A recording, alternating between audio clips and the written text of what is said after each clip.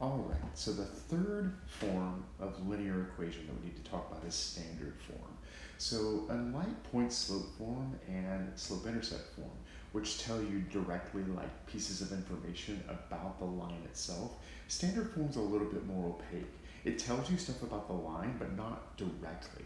So unlike point-slope form and slope-intercept form, which you can get stuff about the line and plug it directly into the equation, we're going to use standard form a little bit differently. And I'll explain how that works in just a second. So I'm going to give you 2 points. It's going to be the same 2 points we've used for the other two examples, 3, -4, and -5, comma 7. And we're going to write the equation of the line in standard form. Now with standard form, the big thing to remember, 2 things. Number 1, you never want to try to write standard form directly from the information in the problem. The reason for that is that if you try to do it directly from the information in the problem, there's really usually not enough information given. So you'll get stuck and you won't be able to write the equation. So typically when you're writing standard form, you want to write it in point-slope form or slope-intercept form first and then convert it into standard form. The second thing you want to remember about standard form is that A, B, and C all have to be integers when you're done. That means no fractions and no decimals at the end. So we're going to cover that when we do this problem.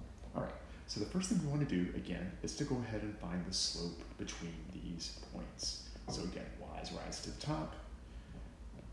I'm going to find change in y over change in x. I could write this now in point-slope form or slope-intercept form. I'm going to do point-slope because I find that the easiest.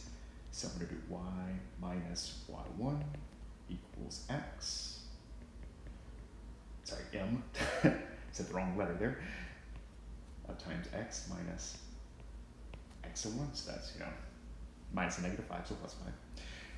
Now, in order to turn this into standard form, I'm going to go ahead and distribute the -11/8, just like I would if I were changing it into, pencil dive there for a second, into slope-intercept form. So -11/8 x and -11/8 times 5 is -55/8. But at this step, I'm actually going to get rid of the fractions because I want everything to be an integer. So I'm going to multiply both sides of the equation by 8 to get rid of those fractions.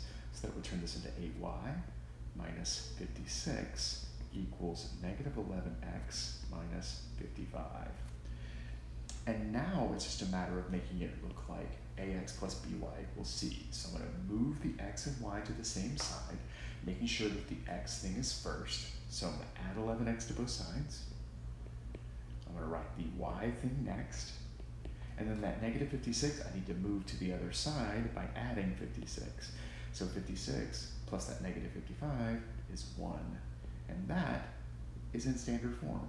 So when you're writing something in standard form, find the slope between the points, put it in slope-intercept or point-slope form, and then convert that into standard form, making sure you leave no fractions or decimals behind.